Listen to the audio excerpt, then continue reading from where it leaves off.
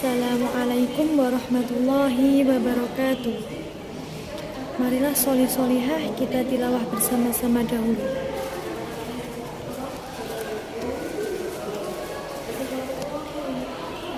A'udzu billahi minasy syaithanir rajim. Bismillahirrahmanirrahim. Was-samaa'i wat-tariq. Wa ma adraka mat-tariq. An-najmus tsaqib. In kullu nafsin lamma 'alaiha hafiz. Falyanzuril insanu mimma khuliqa min ma'in dafiq. Yakhruju min bainis sulbi wat-tara'ib. Innahu ala raj'ihi laqadir. Yauma tublas sarair.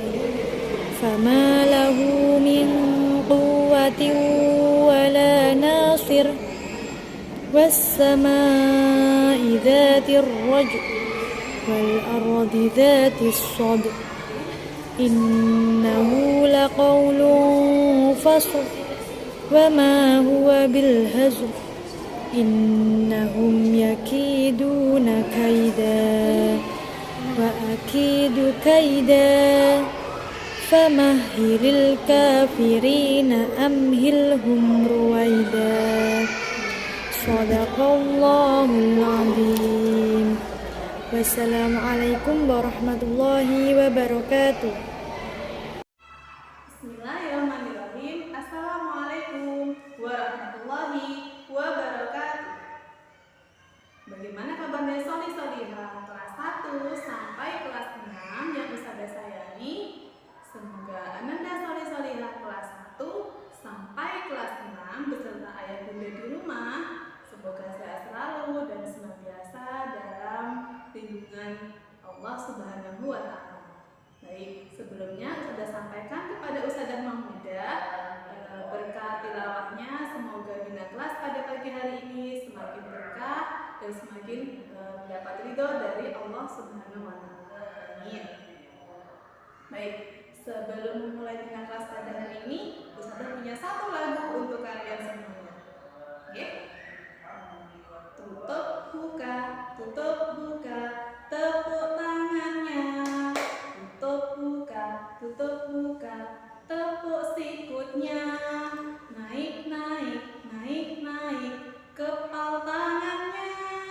Lantangkan suaranya, bangkit semangatnya. Allahu Akbar. Mari kita ulangi satu kali lagi ya, solih-solihah. Ikuti Ustazah.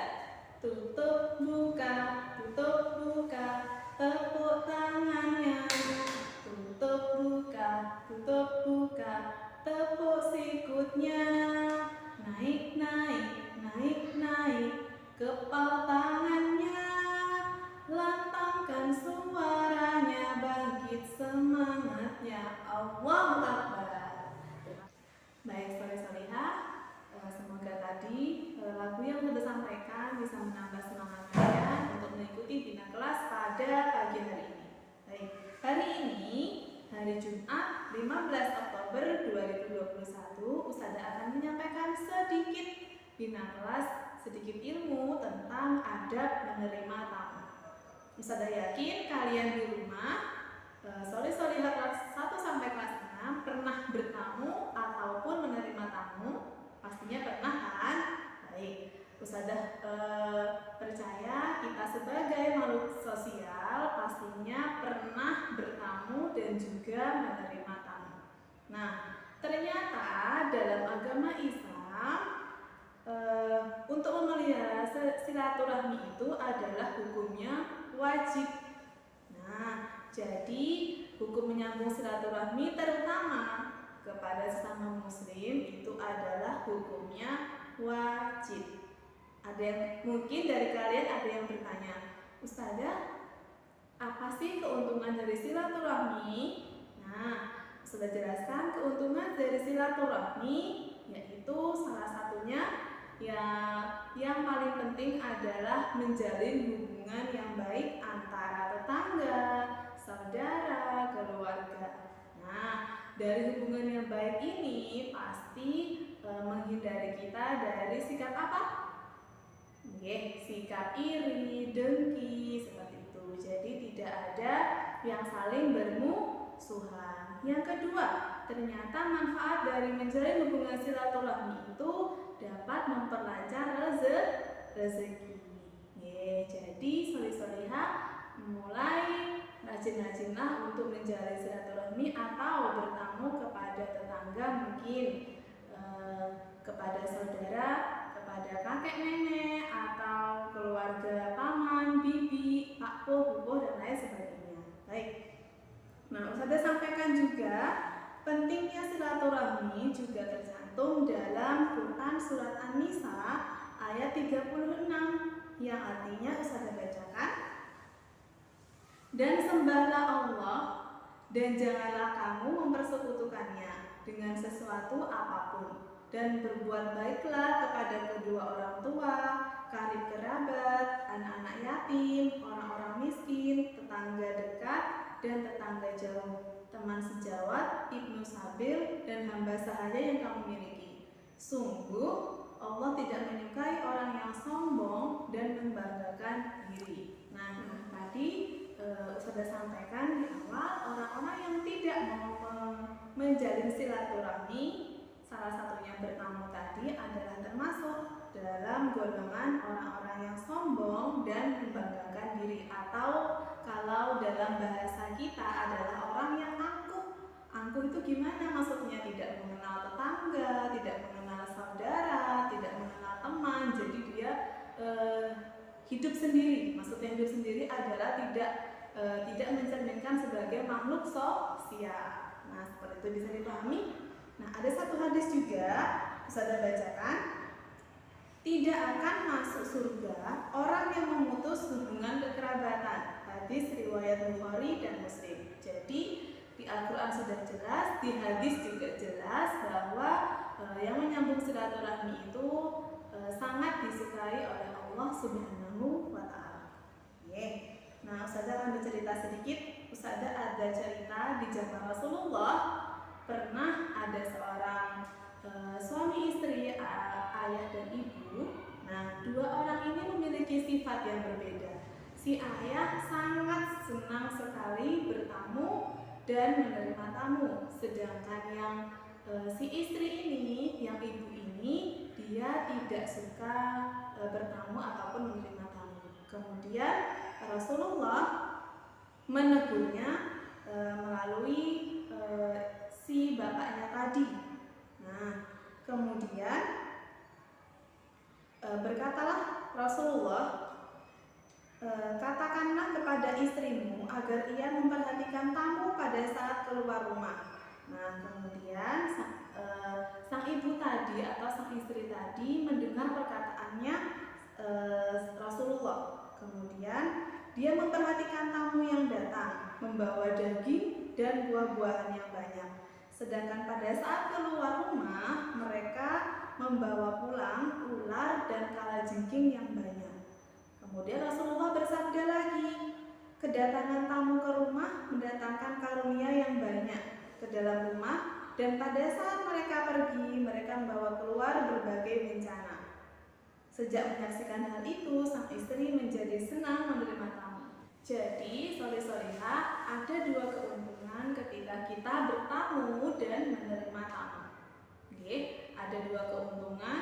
Keuntungannya bagi yang bertamu adalah tadi menyambung silaturahmi, mempererat hubungan tadi, hubungan kekerabatan, dan yang kedua tadi memperlancar rezeki. Nah, itu dua keuntungan bagi orang yang bertamu. Nah, bagi yang tuan rumah atau yang menerima tamu juga mendapat kebaikan.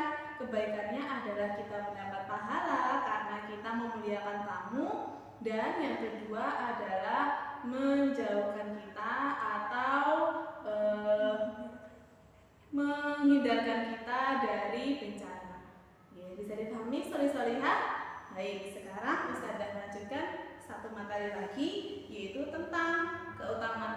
menjamu tamu. Nah, menjamu tamu pun atau menerima tamu itu ada adab-adabnya.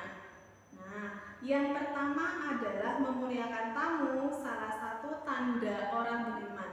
Jadi, memuliakan tamu itu adalah ciri-ciri dari orang yang beriman. Terus ada sebutkan hadisnya, barang siapa yang beriman kepada Allah dan hari akhir, hendaklah ia berkata yang baik atau diam. Barang siapa yang beriman kepada Allah dan hari akhir, hendaklah ia memuliakan tetangganya. Dan barang siapa yang beriman kepada Allah dan hari akhir, maka hendaklah ia memuliakan tamunya. Nah, contoh memuliakan tamunya seperti apa? Contoh misalkan Ananda Solihah ada kedatangan tamu misalkan. Nah, kebetulan ayah sama bunda masih dalam rumah, masih sibuk. Mungkin cara memuliakan tamunya adalah segera dibukakan pintunya, mempersilahkan masuk dengan bahasa yang sopan. Bisa dipahami solihah, atau bisa menyampaikan, bisa menunggu dulu ayah atau bunda masih di dalam, masih mempersiapkan diri. Seperti itu contohnya. Bisa dipahami? Baik, yang kedua, keutamaan menjamu tamu yaitu tamu menghapus dosa-dosa tuan rumah. Tadi sudah saya sampaikan sekilas sedikit tentang tamu bisa menghapus dosa-dosa kita. Rasulullah SAW bersabda, tamu datang dengan membawa rezeki dan pergi dengan menghapus dosa-dosa kalian. Dan Allah menghapus dari dosa-dosanya dan dosa-dosa kalian. Maksudnya dosa-dosa dan dosa-dosa kalian adalah dosa-dosa yang bertamu dan juga yang menerima tamu. Nah, itu kemudian Rasulullah bersabda lagi, sesungguhnya seorang tamu yang datang mengunjungi seseorang membawa rezeki untuk orang tersebut dari langit. Apabila ia memakan sesuatu, Allah Subhanahu wa taala akan mengampuni dosa penghuni rumah yang dikunjungi. Maksudnya seperti apa? Nah, misalkan kita menerima tamu, pastinya kita menyuguhkan entah itu minuman atau makanan kecil mungkin. Nah, ketika tamu itu memakan makanan kecil atau meminum suguhan kita, nah tamu itu mendapat pahala, kita pun juga mendapat pahala. Jadi, ketika bertamu disunahkan untuk sabda Rasulullah adalah disunahkan untuk memakan sedikit suguhan, entah itu minum ataupun makan makanannya, karena diriwayatkan juga Rasulullah makanan yang kita makan pada saat bertamu itu juga akan menjadi saksi kita kelak di surga nanti. Sudah dipahami guys, sudah lihat? Baik, yang ketiga adalah tamu menjadi pintu pembuka rezeki. Rasulullah SAW bersabda, tamu datang pada kalian dengan membawa rezeki. Hadis riwayat Muslim. Tadi sudah saya sampaikan, tamu itu datang membawa rezeki. Jadi kita sebagai tuan rumah atau yang menerima tamu juga harus menyuguhkan dengan perlakuan yang baik dan dengan sikap yang baik. Kemudian lanjut yang keempat, terakhir, orang yang memuliakan tamu akan berhubungan dengan Allah. Dari Aisyah radhiyallahu anha berkata, Rasulullah SAW bersabda, silaturahmi itu tergantung di arsy atau singgasana Allah. Seraya berkata, barang siapa yang menyambungku, maka Allah akan menyambung hubungan dengannya. Dan barang siapa yang memutuskanku, maka Allah akan memutuskan hubungan dengannya. Hadis riwayat Bukhari dan Muslim. Maksudnya apa? Tadi saya di awal sampaikan, Allah sangat menyukai orang-orang yang menyambung silaturahmi. Nah, di sini disebutkan bahwa silaturahmi itu tergantung di arsy atau pahala dari silaturahmi itu langsung dicatat oleh Allah atau tergantung di singgasananya Allah sebagai catatan amal baik kita.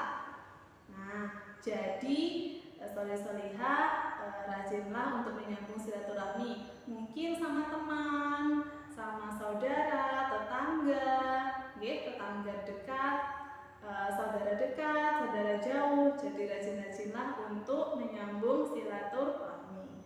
Baik, itu saja yang bisa saya sampaikan. semoga sedikit ilmu yang dari Ustazah pada pagi hari ini bisa menambah semangat dan menambah ilmu juga untuk kalian semuanya. Baik, soleh-solehah, sebelum kita tutup, Ustazah tidak lupa untuk menyampaikan pesan pada kalian semuanya. Yang pertama terkait sholat 5 waktu. Ayo, siapa yang tadi pagi sudah sholat subuh? Oke, baik, terima kasih yang sudah sholat subuh. Sekarang sebenarnya lagi, siapa yang tadi pagi sudah mengaji? Oke, minimal 1 ayat atau mungkin yang masih wafah minimal 1 baris wafah. Oke, bisa dipahami nggih? Nah, itu semoga menjadi kebiasaan, jangan lupa sholat 5 waktunya. Oke, bagi yang kelas 4, 5, 6 terutama sholat 5 waktu dengan tepat waktu. Oke, tidak diulur-ulur. Misalkan sudah waktunya adzan, jangan sampai nanti dulu Ustazah, masih enak main. Nah, ya kalau bisa ketika dengar adzan untuk kelas 4 sampai kelas 6 langsung ambil air wudhu kemudian sholat. Bisa dipahami? Untuk kelas 1 sampai kelas 3 masih 3 wajib dulu nggih, ya, zuhur, asar, maghrib. Nggih, 3 waktu dulu terutamanya bisa dilakukan. Nggih, kalau sudah 5 waktu Ustazah kasih 2 jempol. Kalau sudah 5 waktu, nggih, minimal 3 waktu dulu. Bisa dipahami soleh-solehah kelas 1 sampai kelas 6. Tetap semangat nggih nak, soleh-solehah kelas 6. Baik, Ustazah akhiri untuk bina kelas pada